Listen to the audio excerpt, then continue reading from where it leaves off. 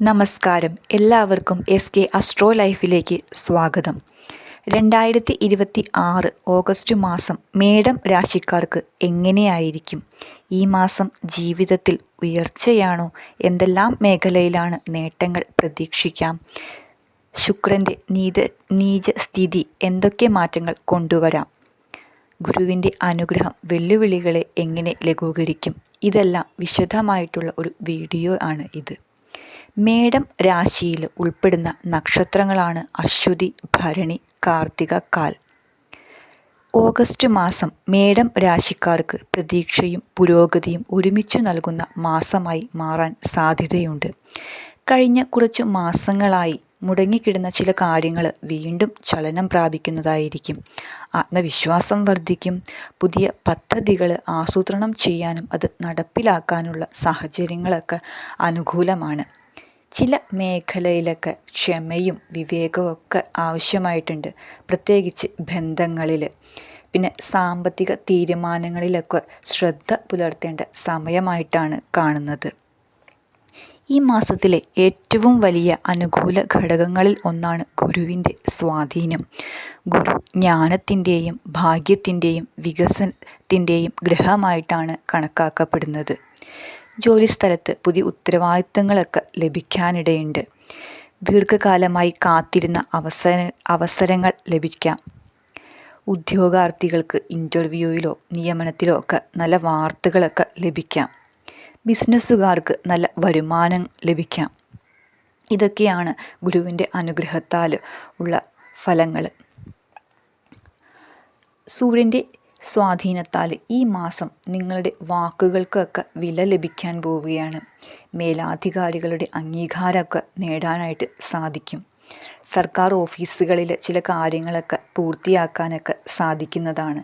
പിതാവിൽ നിന്നോ മുതിർന്നവരിൽ നിന്നോ സഹായങ്ങളൊക്കെ ലഭിക്കാം. സമൂഹത്തിൽ ബഹുമാനവും അംഗീകാരവും ഒക്കെ വർദ്ധിക്കാനായിട്ട് സാധിക്കുന്നു. നേതൃത്വം ആവശ്യമുള്ള ജോലികളിലൊക്കെ നിങ്ങൾക്ക് തിളങ്ങാൻ സാധിച്ചേക്കാം.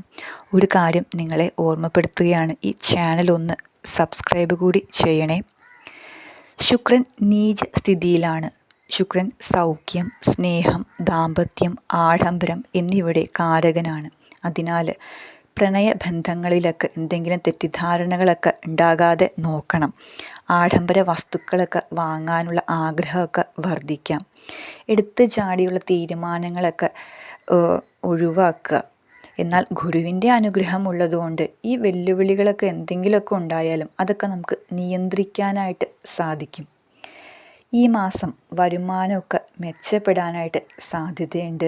എന്നാൽ ചിലവുകൾ കൂടുന്നതാണ്.